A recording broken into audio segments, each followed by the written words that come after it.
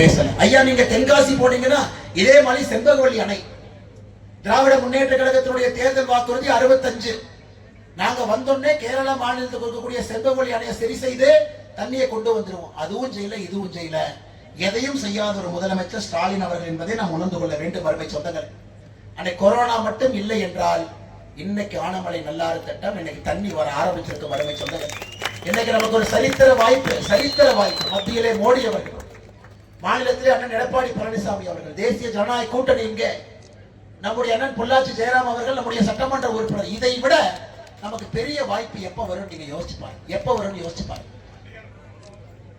பாண்டியார் பொன்னம்பலா திட்டமும் கூட அதையும் பேசி ஈரோடு திருப்பூர் இந்த பகுதிக்குள்ள அதுல இருந்து தண்ணி வரணும், அதையும் நம்ம கொண்டு வரும். அதனால்தான் ஆரம்பத்தில் சொன்னாங்க இந்த 3 பேரும் நமக்கு வேண்டும். இதுல யாராச்சும் ஒருத்தர் மாறினா கூட திட்டம் வராது. மோடி அவர்கள், அண்ணன் எடப்பாடி பழனிசாமி அவர்கள், பொள்ளாச்சி ஜெயராமன் அவர்கள் 3 பேரும் இருக்கும் பொழுதுதான் இந்த திட்டத்தை நம்ம நிறைவேற்றும். அதனால நீங்க யோசிக்கிறதுக்கு இதுல ஒண்ணுமே இல்லைங்க ஐயா. ஒரு கட்சி பேரையே சொல்வதற்கு அவமானமாக கருதக்கூடிய ஒரு நபருக்கு நல்லவரோ கெட்டவரோ விட்டுருங்க, அவருக்கு நம்முடைய வாக்கை செலுத்தி நீங்கள் வீணாக்க வேண்டாம் என்கின்ற அன்பான வேண்டுகோளை இந்த நேரத்தில் வைக்கிறேன். அருமை சொந்தங்களே, இன்னைக்கு காலையில டிவியில் ஒரு நியூஸ் பார்த்தங்க ஐயா. என் பக்கத்துல நம்முடைய நயினார் நாகேந்திரன் உட்கார்ந்து இருந்தார், மாநில தலைவர், சென்னையில். இன்னைக்கு காலையில டிவியில பார்த்துட்டு என்ன சொன்னா, இல்லைன்னா உங்களை எதிர்த்து நிற்கக்கூடிய திமுக வேட்பாளர் வீட்டுல திருட்டன் டிவியில வருதே. நயினார் என்ன பார்த்தா, இல்லப்பா நேற்று நல்லா தான் இருந்தார், எங்க திருட்டன் வருதுன்னு. நான் சொன்னேன், திமுக அவர் வீட்டுல திருட்டு நடந்துருச்சு, காவல்துறை கம்ப்ளைண்ட் கொடுக்குறாங்க. எவ்வளவு நகை காணாம போயிடுச்சுனாங்க, 122 பவுன் காணாம போயிடுச்சு கம்ப்ளைண்ட் கொடுக்குறாங்க. அம்மா 122 பவுன்னா 976 கிராம், 1 கிலோ கொஞ்சம் குறையும். நம்ம தான் சும்மா இருக்கு, நம்ம வேலையெல்லாம் இருக்கிறோமே, சும்மா இல்லையே. சரி, அபிடவிட் டவுன்லோட் பண்ணு, தேர்தல் வேட்புமனு என்ன கொடுத்திருக்காருன்னு எடுத்து பார்த்தா, அவர் மனைவி மொத்த குடும்பம் எல்லாம் சேர்ந்து 500 கிராம் தங்கம் தான் நம்ம வச்சிருக்கோம்னு தேர்தல் வேட்புமனு 2 நாளைக்கு முன்னாடி கொடுத்திருக்காங்க. நம்ம வீட்டுல அந்த திருட வேட்புமனு எடுத்து படிச்சிருப்பான்னு நினைக்கிறேன். அது புத்திசாலித்தனம். என்னன்னு ஊரெல்லாம் திருடிட்டு 500 கிராம் இருக்குன்னு கொடுக்குறேன்.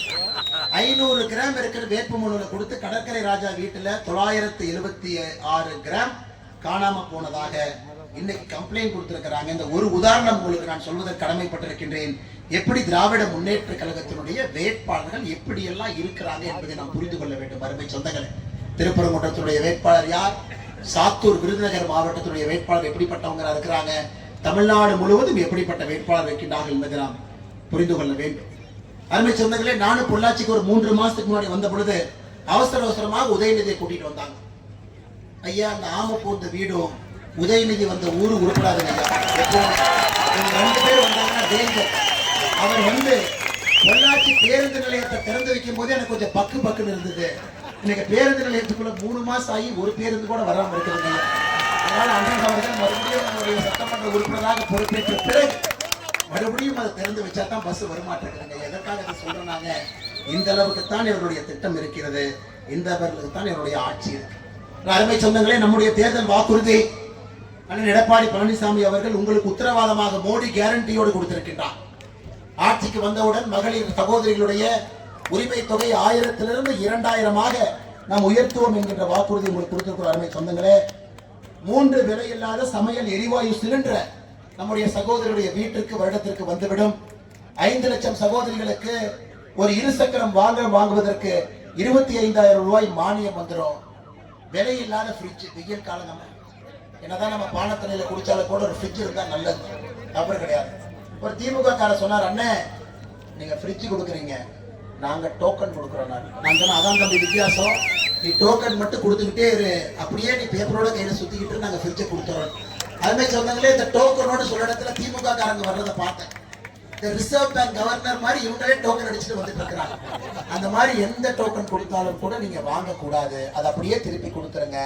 எப்படி உங்களுக்கு பணம் உங்களுடைய வங்கி கணக்குக்கு வரவாக வருகிறதோ, உங்களை மதித்து உங்களுக்கு முன்னுரிமை கொடுத்து அண்ணன் சொல்லியிருக்கக்கூடிய விலையில்லாத ஃப்ரிட்ஜும் உங்களுடைய வீடு தேடி வரும். கஞ்சா இல்லாத தமிழகம் ஒரு சிறப்பு கட்டுப்பாட்டு அறை முதலமைச்சருடைய நேரடி கண்காணிப்புல அண்ணன் எடப்பாடி பழனிசாமி அவர்கள் அதை உருவாக்குவதாக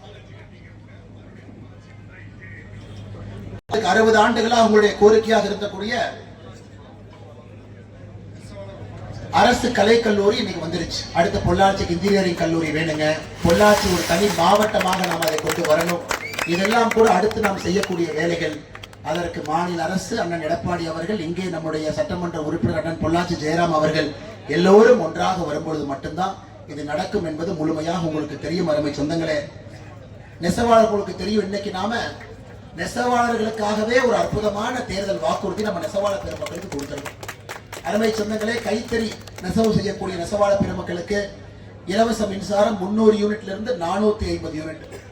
65 வயதிற்கு மேல இருக்கக்கூடிய நெசவாளர் பெருமக்களுக்கு ஓய்வூதியம் 2500 ரூபாய்.